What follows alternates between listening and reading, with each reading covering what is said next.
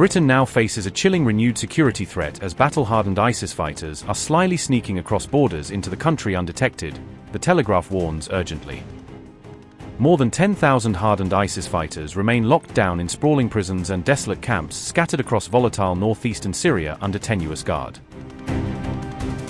These precarious facilities were, until very recently, vigilantly guarded by the resilient Kurdish-led Syrian democratic forces battling on multiple fronts.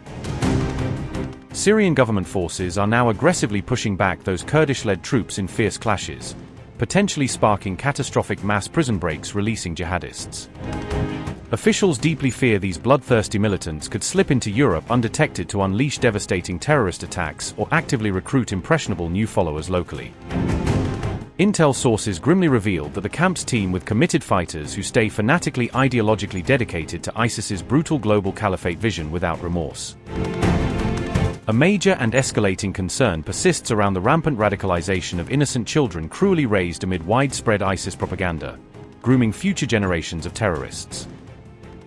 Ahmed Sharawi said, and I quote, "Many of the militia forces that had taken part in advances around the prisons in recent days had sympathy with IS fighters.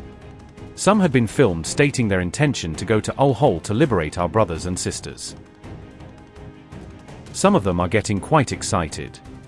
Some of the families in Al-Hol, they've been radicalized for the past 7-8 years.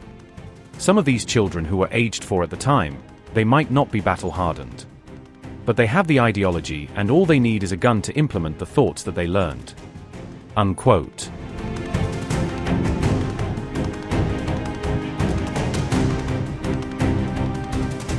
In a swift and decisive response to the brewing crisis, the US has urgently launched a high-stakes operation to transfer select dangerous detainees from chaotic Syria over to secure facilities in Iraq. US Central Command emphasized this bold move will decisively prevent a nightmarish mass breakout scenario that could shatter regional security and ignite widespread chaos. Syrian forces have shockingly seized the infamous Al-Hol camp, which notoriously holds around 24,000 desperate family members of defeated ISIS militants in dire conditions.